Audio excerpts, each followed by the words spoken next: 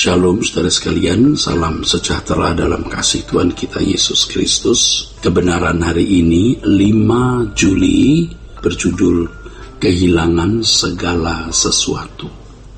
Saudaraku, orang percaya harus memperhatikan yang dikatakan oleh firman Tuhan di dalam 2 Korintus pasal 6 ayat 17 dan 18. Sebab itu, keluarlah kamu dari antara mereka dan pisahkanlah dirimu dari mereka, firman Tuhan. Dan janganlah menjamah apa yang najis, maka aku akan menerima kamu, dan aku akan menjadi bapamu, dan kamu akan menjadi anak-anakku laki-laki dan anak-anakku perempuan. Demikianlah firman Tuhan yang Maha Kuasa. Saudaraku, kalau ayat ini tidak dipahami dengan benar, mengesankan bahwa keselamatan dicapai melalui atau dengan hidup kudus. Sebenarnya bukan itu maksud ayat tersebut. Keselamatan terjadi diawali oleh korban Yesus di kayu salib. Orang yang mengakui dan percaya bahwa Yesus adalah anak Allah yang memikul dosa manusia. Kita ini ya, orang percaya, harus mengikuti jejak hidupnya.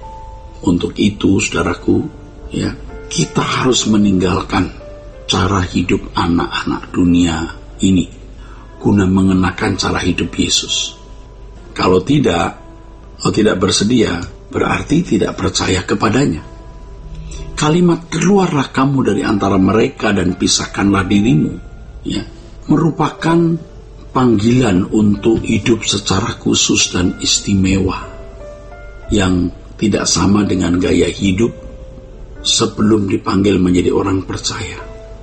Jadi kalimat ini harus diperhatikan ya. Dalam hal ini bangsa Israel menjadi gambaran, atau dalam hal ini bangsa Israel dapat menjadi gambaran kehidupan orang percaya. Mereka harus memiliki keadaan hidup yang berbeda dengan umat. Mereka harus memiliki keberadaan hidup yang berbeda ya, untuk menjadi umat Allah.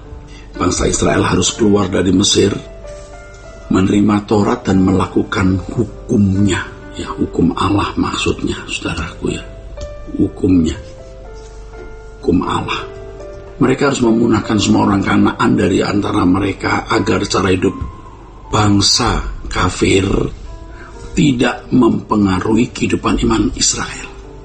Hal ini menunjukkan bahwa bangsa Israel harus menjadi bangsa yang eksklusif, menjadi bangsa yang eksklusif bagi Allah. Bagi Allah, Elohim Yahweh. Ya. Elohim Yahweh. Kehidupan bangsa Israel tersebut ya, sejajar dengan kehidupan orang percaya. Dalam 1 Petrus pasal 2 ayat 9 firman Tuhan mengatakan, tetapi kamulah bangsa yang terpilih, imamat yang rajani, bangsa yang kudus, umat kepunyaan Allah sendiri, supaya kamu memberitakan perbuatan-perbuatan yang besar dari Dia yang telah memanggil kamu keluar dari kegelapan kepada terangnya yang ajaib. Ayat ini menunjukkan bahwa orang percaya harus benar-benar berkeadaan baru sebagai wujud dari langkah imannya. Iman adalah tindakan, saudaraku. Dengan demikian, orang yang benar-benar percaya kepada Yesus harus memiliki keadaan seperti yang termuat dalam 1 Petrus pasal 2 ayat 9. Saudaraku, sebenarnya skema hidup seperti yang dikemukakan ini ya, sudah dijalani oleh Abraham sejak ia dipanggil menjadi bapak banyak bangsa ya, yang juga mendapat julukan bapak orang beriman. Abraham harus benar-benar berkeadaan berbeda dengan orang lain ya, ketika ia bersedia mematuhi yang diperintahkan oleh Elohim Yahweh ya. Kehidupan Abraham sebagai bapak orang percaya menunjukkan bahwa pola hidup Abraham harus juga menjadi pola hidup orang percaya yang adalah anak-anak Abraham di dalam iman. Tentu saja untuk ketaatannya kepada Elohim Yahweh, Abraham harus bersedia kehilangan segala sesuatu. Sebenarnya kalau orang percaya disebut anak Abraham dalam iman, mereka harus memiliki skema hidup seperti yang dijalani oleh Abraham. Hal ini menegaskan bahwa beriman kepada Yesus berarti kehilangan segala sesuatu agar hanya memiliki Dia dalam hidup ini, atau hidup dalam penurutan sepenuhnya kepada Allah.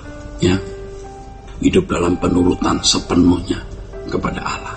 Saudaraku sekalian, menjadi kemutlakan bagi orang percaya yaitu untuk memiliki gaya hidup yang berbeda dengan dunia, untuk menjadi umat pilihan yang benar-benar terpilih.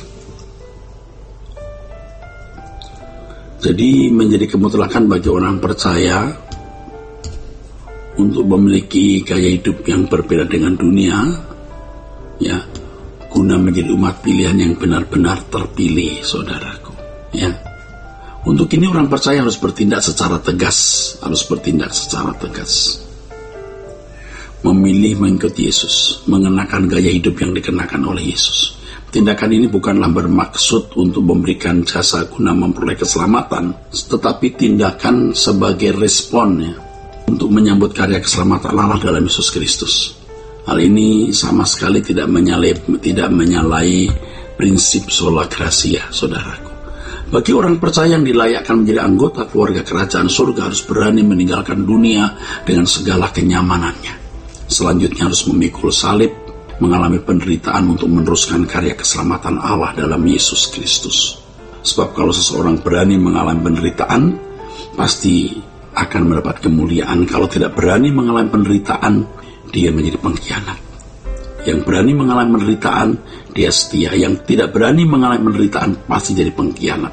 Orang yang menderita bagi Yesus, yang hidup seperti Yesus, itu baru normal di mata Allah. Dunia hari ini adalah dunia yang sangat sulit dijalani dengan standar normal anak Allah. Tapi tidak ada pilihan. Kalau kita mau memiliki mahkota abadi dimuliakan bersama dengan Yesus, kita harus mengenakan standar yang dikenakan oleh Yesus. Kita harus nekat untuk menjadi orang percaya yang makin dimurnikan, dikuduskan, makin serupa dengan Yesus. Justru kondisi dunia kita hari ini, yang fasik ini, bisa menjadi pemurnian bagi kita. Ya, nah inilah yang dikatakan firman Tuhan, bahwa yang terakhir akan menjadi yang terdahulu, dan yang terdahulu akan menjadi yang terakhir. Kiranya kebenaran hari ini memberkati kita sekalian, saudaraku. Sola Gratia.